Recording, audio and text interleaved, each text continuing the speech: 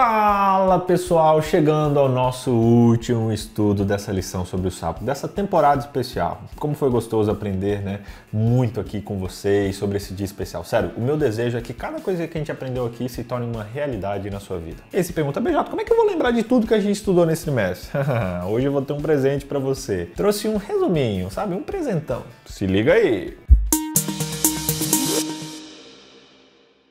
Sabe, eu decidi fazer uma coisa diferente aqui na lição dessa semana. Você que já é um rezeiro de plantão, você sabe que no fim de todos os vídeos eu trago o quê? Um resuminho do que a gente aprendeu naquele dia. E agora eu vou trazer para vocês um compilado das coisas mais importantes que aprendemos até aqui nesse trimestre. Combinado? Deixa eu te perguntar, você entendeu qual é o princípio do sábado? Entendeu? Resenheiros, resenheiras de plantão, vamos lá, estou muito isso aqui. A gente não pode terminar essa temporada sem ter isso muito forte, cravado e clareado na nossa mente. A palavra de Deus é sempre baseada em princípios, e o princípio, como o próprio nome diz, é o início. Por onde a gente tem que começar? É a base de tudo. Então, se você erra na base, você erra no princípio de qualquer coisa, meu irmão, o que vem pela frente é um desastre.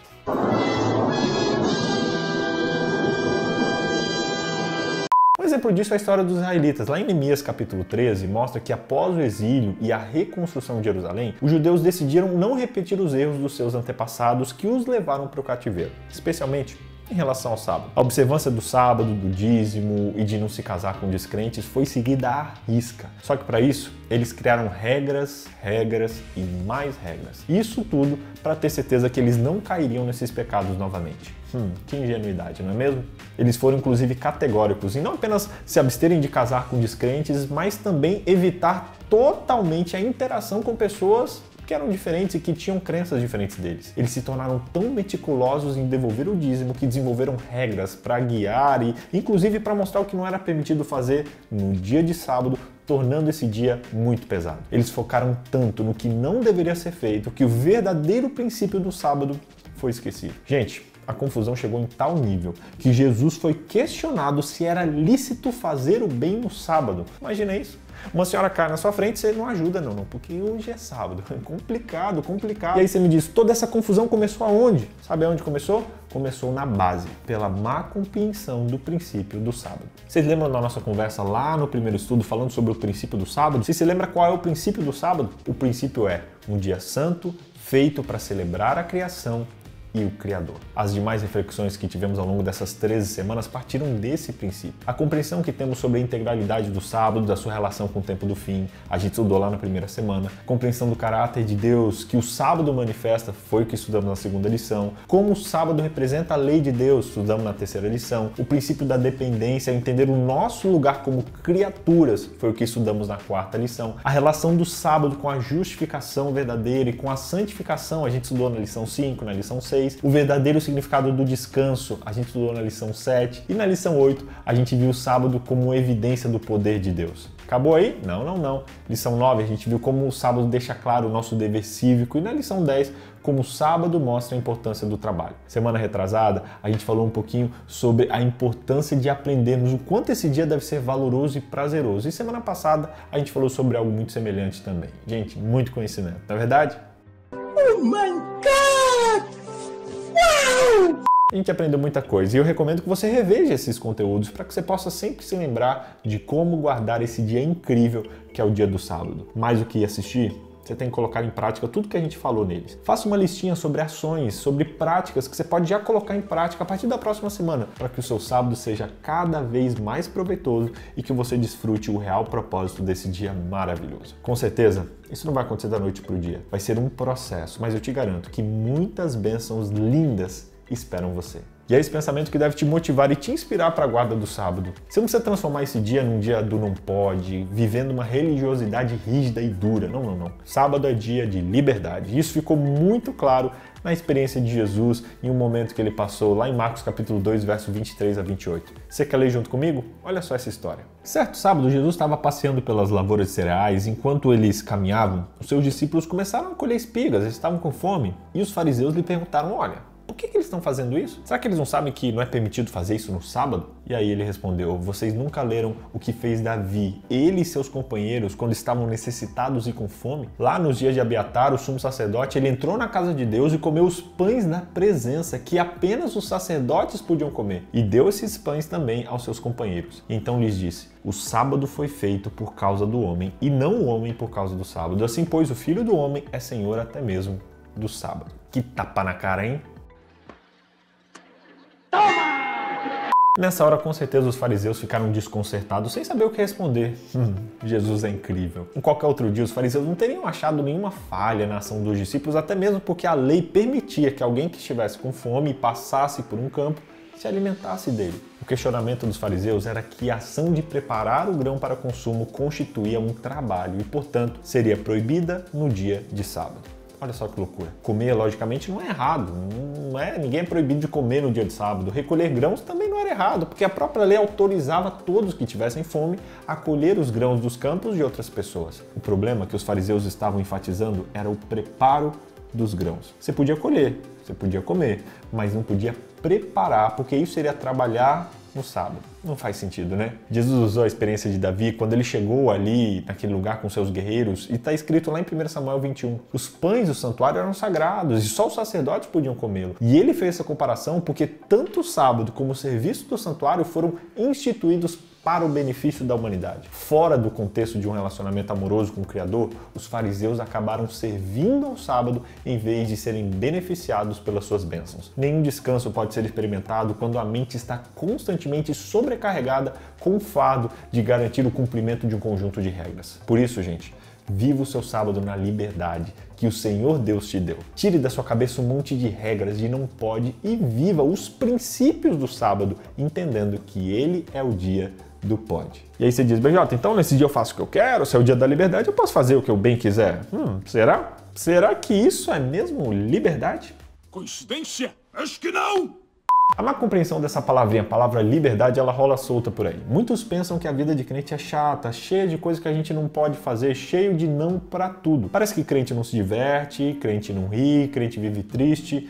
Olha, não é bem assim. Os aparentes nãos que temos na palavra de Deus, na verdade, garantem a nossa liberdade. O registro sagrado, ele declara: eu sou o Senhor seu Deus que te tirei da terra do Egito, da casa da servidão. Ou seja, 40 anos depois, ao relembrar os 10 mandamentos, Moisés ainda acrescentou esse comentário dizendo sobre o sábado as palavras: lembre-se de que você foi escravo no Egito. Ou seja, o sábado é uma celebração da liberdade, não de uma prisão. Antes de qualquer exigência da parte de Deus, ele declara que ele nos libertou da servidão. Ele nos libertou da escravidão.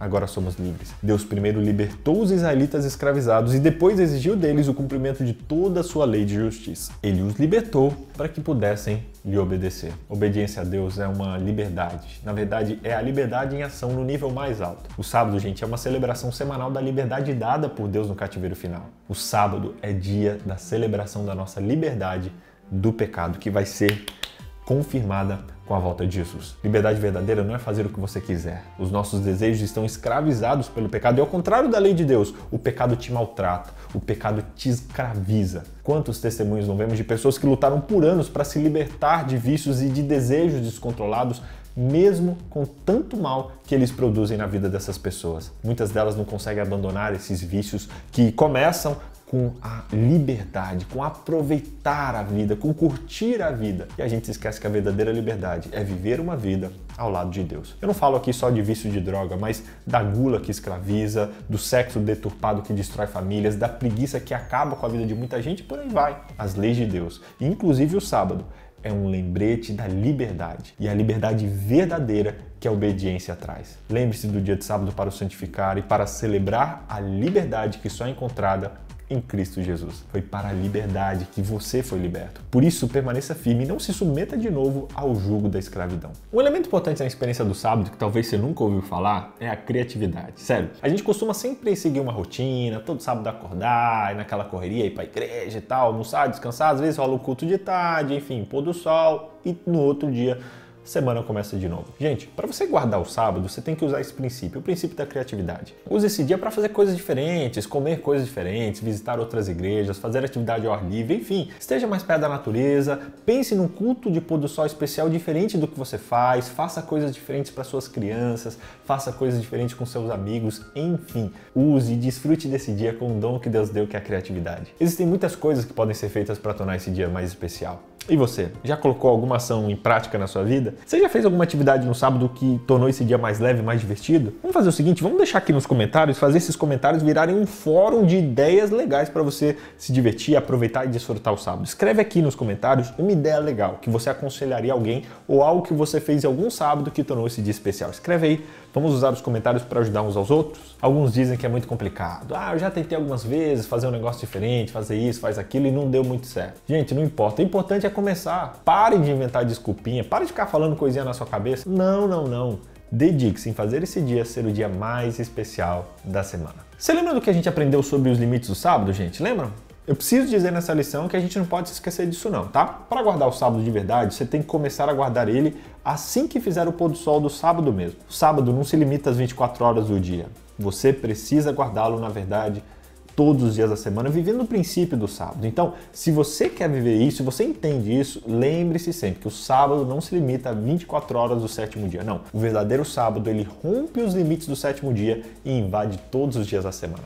Esse é o verdadeiro sábado. Resumindo, primeiro, o sábado é dia de fazer o bem. Segundo, o sábado é dia de celebrar a liberdade. Terceiro, o sábado é dia da criatividade. Que Deus abençoe você. Foi um privilégio estarmos juntos todo esse trimestre estudando esse assunto incrível que é o sábado. Que Deus proteja você, que você viva esse presente na sua vida com liberdade, com alegria, com criatividade, celebrando esse dia na companhia de quem o criou. De coração, espero que essa lição seja um marco na sua vida e que de hoje em diante você veja o sábado com olhos totalmente diferentes. Você gostou do que a gente aprendeu?